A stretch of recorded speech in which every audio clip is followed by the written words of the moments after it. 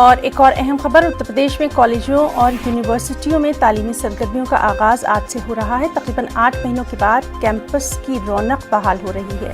یونیورسٹیوں اور کالجوں میں فزیکل کلاسز کی چھوٹ ہوگی، لیکن لکھنؤ یونیورسٹی میں 100 سالہ تقاریب کے سبب 25 نومبر تک کلاسز نہیں ہوں گی۔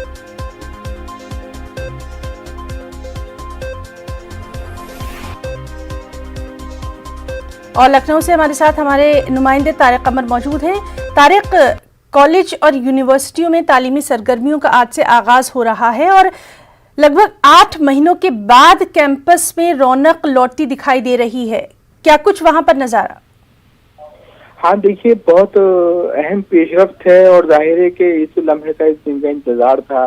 بالخصوص گھروں میں قید ہونے والے طلباء اور طالبات بار بار یہی کہتے تھے کہ آخر زندگی ٹھہر گئی ہے، کب یہ حالات معمول پر آئیں گے۔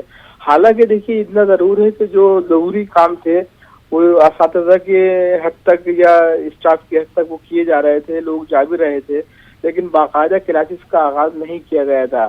اور درمیان میں آپ نے یہ بھی دیکھا کہ 9ویں کلاس سے 12ویں کلاس تک کے بچوں کو آ جانے کی اجازت بیچ میں کچھ اسکولوں میں دی گئی تھی، لیکن یہ تھا کہ سوشل ڈسٹینسنگ کا پورا خیال رکھا جا رہا تھا، جو بھی احتیاطی تدابیر تھی وہ سخت کی جا رہی تھی۔ لیکن اس احکام کے بعد، اس فیصلے کے بعد ظاہر ہے کہ زندگی معمول پر لوٹتی نظر آئے گی۔